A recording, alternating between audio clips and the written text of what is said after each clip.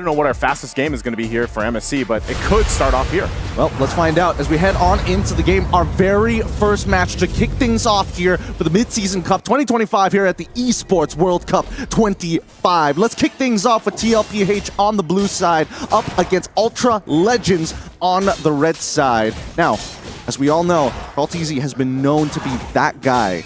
The GOAT. The GOAT. When it comes down to Lancelot plays. He didn't use the skin. He didn't use the skin, but to be fair, this skin is also very, very nice. I personally went out of my way to get the diamonds to buy it as well, so I totally understand it. Me and CarlTZ, same mindset. Same mindset. Basically, you're just as good, right? Flicker already. Look at the aggression. This might be a first blood already for CarlTZ, but he's checked from Quanok, so they'll back off, but they're gonna get the Lithwander. What was that? That was a little janky, I'm not gonna lie. That was a little, I'm gonna quickly look back. Nobody called for a tech pause, so it seems that both sides still trying to adjust to their devices in their hands. Regardless, right? No first bloods coming through, minimal damage, but at the very least, for Quanok, he's gonna be a little bit behind on that EXP. He probably only missed like, what, 1 minion at this point? Yeah. Not that big of a deal. Okay, looking at the emblems too, I mean, this is the thing, so he's going with the killing spree. He's actually got that extra speed too. I think the Phoveus as well. The Phoveus and Gataconcha for Team Liquid, I feel like give them a safe either engage or disengage to deal with all this utility. Sanji's gonna feel it here in the mid lane. The rest of the team on the response. CarlTZ will go in for some pokes, and JP just around the corner, charging up the Unbreakable, but won't land it on Rice Crimp. What was, okay. Maybe I think Team Liquid need to take a step back here. They're thinking like Ultra Legends are on a different level because he's making hard predictions, right? He could have just gone into a straight line. If he played it absolutely straight, he would have gotten all 3 with the top. But now we come up to our very first turtle here. Level 4 is not achieved, as you can see. Oh, whoa, Sanford already going to jump in. Infernal Pursuit on Quanok. He's going to be gone already. Throwboy, popping the heavy spin. He'll get the turtle, though. Turtle secured by Ultra Legends. Meanwhile, still, CarlTZ actually falls. Now the rest, TLPH, are still going to go for the fight. Circling Eel drop down. They go in. Throwboy joining the fight again. So tanky for Sanford, but Farrell joining the fight. Oheb rotated up as well. They're being outgunned here as Ultra Legends picks up a little bit of lead on that. Yeah, a bit of a bad fight here. Ultra Legends even calling over the Kimmy to almost ensure that they win that fight at the very end. The cleanup was very, very good. Dark Lord honestly played an extremely strong game here. Oh, but they find a trade back at least 2-2, the current score line. Leave it up to Sanji on the far side to just make something happen. You know? I mean, they needed to get something back, right? Because let's look at this one more time. Because in that fight alone, CarlTZ, I mean, the whole team of Liquid is looking to fight. They're looking to get as many possible kills as they can. While on the opposite end, Ultra Legends are looking to play for neutral objectives. If they're able to find these punishers like how Dark Lord does, then it's not too bad. It doesn't feel as awful. Oh, bottom lane, a little bit of action here too. Looks like that was a jump out. We're still here on this replay, but there's a lot going on in the gold lane. So JP had to burn his Avatar of the Guardian. I think they were trying to make a play on Oheb here, but the rest of the team's going to be making their way. See if Ultra Legends still goes for this, or they just get some extra gold off the turret. JP's here to try and alleviate the pressure, right? But I don't think they're going to commit too hard. Yeah, they just clear this out. Minion's going to be cleared out, but they want to force a fight anyway. JP thrown out against the team. Pops to revitalize. CarlTZ will now join the fight. They're going to get disengaged, though, with Guiding Wind, so they're fine. Ultra Legends will escape that situation. Okay, nicely done, because in terms of priority, it's very clear that Team Liquid want to play it towards the top side of the map. They want to make sure that Sanford can do whatever he wants, right? They want him to have a gigantic lead against Dark Lord. But despite that, that bottom side for Ultra Legends, recognizing, hey, if they want to win on that top side, sure, but if we send enough people down to the bottom, we can hurt Oheb. Okay, second turtle of the game up. They're going to go in again with the taunt. They force out the circling eagle. Still going to be breaking it out, but Rice Crim already going to fall now. Sanford up in the front of it all. Dark Lord, though, goes in with the final slash. He finds Oheb, and Farrell will pick up a kill. Now Sanford has to flicker out. Ultra Legends going toe-to-toe here with Team Liquid. And they're doing a phenomenal job, right? A lot of battle spells burned from the side of Team Liquid. The tempo in favor of Ultra Legends. And despite everything that has happened in the early games to try and hurt the laners, it feels like Ultra Legends maintain this lead. So far, it's an ult-dependent game, right? Keep an eye on those green dots on the side because we're going to go in potentially for one more fight. I don't know if Carl wants to be anywhere close to this turtle right now. Yeah, we still got Oheb down at the bottom. Dark Lord's gonna flicker out. Carl's looking for a kill himself. We'll find Dark Lord, a revitalized pop from JP. They might reinitiate it. Sanford's up in the front of it all. Throwboy pops the heavy spin though. Sanford in trouble, and Rise Crim still up. As Carl TZ looks to get the kill, goes in, finally clears it out. JP jumps in, can't land the taunt though, so he's whittled down at 1 HP. Turtle still for the taking, Oheb. Now part of the fight will force Ultra Legends back. So Team Liquid wanted that turtle, they fought for it.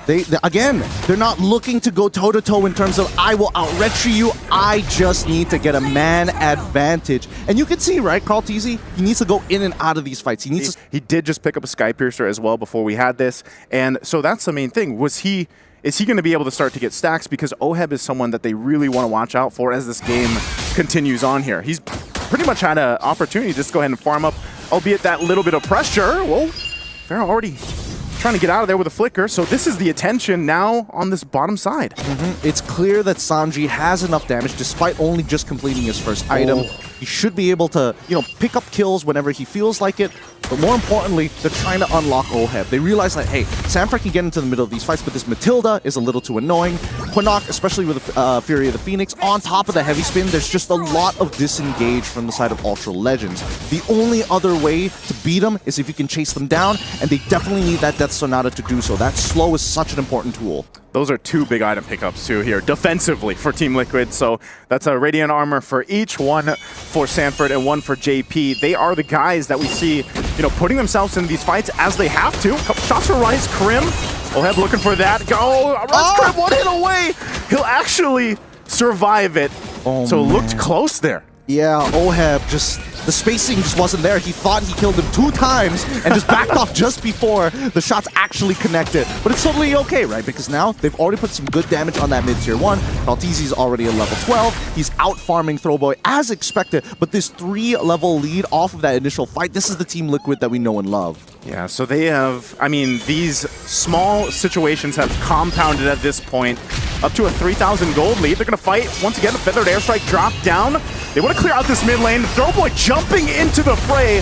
Pops the heavy spin, and once again, everyone thrown around. Throwboy's going to go down and jump into the turret from JP. He'll get the Unbreakable off, and Pharaoh goes down. Dark Lord takes the front of the damage as Oheb picks up a kill. They're going to pick up the turret in mid lane off of it. And now the experience for Team Liquid is starting to shine through. Ultra Legends are reacting too much to what Team Liquid is trying to do. Preemptively, right? They need to wait just a little bit longer. If they waited for a half second, they would understand that even Team Liquid doesn't really want to put themselves in a compromised position. Because look at this, right? We see the initial knockup coming in from Sanford, but he doesn't take the Infernal Pursuit. As soon as we see Zitian drop down the Fury of the Phoenix, it felt like Ultra Legends had to make something out of it, right? It's a super long cooldown. They don't want to give another turtle away. They force the fight, and that's when Team Liquid are in full control. They force you into these scenarios as long as you react. Yeah, really difficult to kind of see how those fights break out for Ultra Legends, because you're seeing where that kind of patience that we saw from Team Liquid earlier on in the game has compounded up to this point. They're able to go ahead and just kind of outgun and out-survive a lot of the members right now. Again, they're going to try to force them off of this tier 2 turret. So with this kind of lead, it's up to Team Liquid to just kind of take what they want, and we're seeing Ultra Legends try to maybe respond to that and be a little hesitant. They're extremely hesitant, right? They saw what happened in that last fight. They reacted too much to it. And now with that 3-level lead, it's even clearer that Throwboy can't... Oh, hold on. Whoa, JP jumping in the turret. It's going to get stunned for the Fury of the Phoenix. Pops the Revitalize, but will go down anyway. Sanji dropping down, covering fire with a feathered airstrike. And Carl TZ goes in, cleans up a couple kills, gets a double. Does enough damage under the turret. They're under the tier 3. They don't care. Oheb goes in, gets a double himself. Team Liquid. That was too clean. That was too clean. Ultra Legends had the correct idea. Take out JP, take out Sanford, separate the front line and the back line, and then you have an opportunity to force Carl, force Oheb in positions where they need to go out of their way and overextend to make it happen. But Team Liquid, they've got the mechanics to back themselves up. They have the lead to make sure that these waves are fully utilized, especially for someone like Carl, because Lancelot, he loves those waves. Yeah, it's something to be expected, I guess, with a Lancelot where you're under like tier 2, maybe tier 3, but then Oheb jumping in on the action too. That just shows once again that they have gone into the Stampede form, this form that they're used to showing in a lot of the competitions that we've seen Team Liquid play in. So this gives them a massive lead. This is going to be a Lord in their hands. And Ultra Legends is going to have to hang on here. Hey man, when the SSJ, the trio, takes some damage, that's when you call in the baby cakes. And so far, it's working out perfectly. Oh my god! Daddy JP jumping on in, taking out Throwboy. He's going to be fine. Pops through a Vitalize. They're going to work on this turret. Shield's going to go down. Dark Lord won't find that final slash either. So they have to get ready. Even without the Lord, Team Liquid marching into the base, looking to end game 1 in a quick fashion. Top turret gonna be worked on, and Ultra Legends will hold on for as long as they can. They know how to push up the pace. 12k gold lead. This is a checkmate scenario unless Ultra Legends can make it to 42. But every single time they walk out, that feathered airstrike reminds them you can't walk up. Okay, without the feather airstrike, I don't know if Team Liquid's going to be able to end the game unless they can turn this fight completely in their favor. Dark Lord could be in trouble. Final Slash going to be used. Has to flicker defensively. Carl TZ doing work under the turret. Won't find the kill though, so Lord's still going to be worked on, and that's fine for Ultra Legends. It looks like they found themselves staying in the game. Okay, we need to pull up the item list. I'm curious to see whether Rice Cream has the... Oh, hold on. Another feather airstrike coming up, because Quanok is standing too close for comfort. Again, jumping on in, flicker burn, forcing the fight on the turret. JP will get taken out, separated from the team. Sanford down the front of the ball. Dark Lord also low. Forced out a flicker, but Oheb still going to be unleashing. Finds a kill on Dark Lord. There's another defensive flicker from Ultra Legends, but they're still holding Team Liquid at bay from ending the game. But all base turrets will be worked on here. Sanji, one hit away on that turret. It won't go down just yet. And Throwboy taking a little trip there with the guiding wind. Sanji, last auto attack, gonna take out the final inhibitor from Ultra Legends. This is such a difficult position because Ultra Legends have to make choices, especially when you're pushed in at checkmate angle. You have to decide, do I lose inhibitors or do I lose the game? And 100% of the time, teams will say, I would rather lose an inhibitor than the game.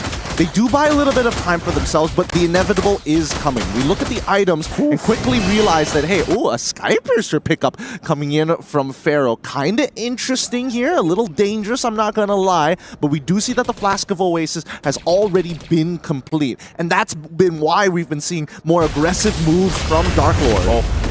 These are also still the aggressions from Team Liquid. Carl TZ going on the backside. They're forcing Chaos alone. A jump from JP. Finds multiple members. Throwboy's going to be gone, and they're going to work on Dark Lord next. Dark Lord falls. They'll come in for the cleanup as Team Liquid will go ahead and take game 1 in this best of 3. Really nicely done from Team Liquid. We get to see what they are all about. Tempo-based combat.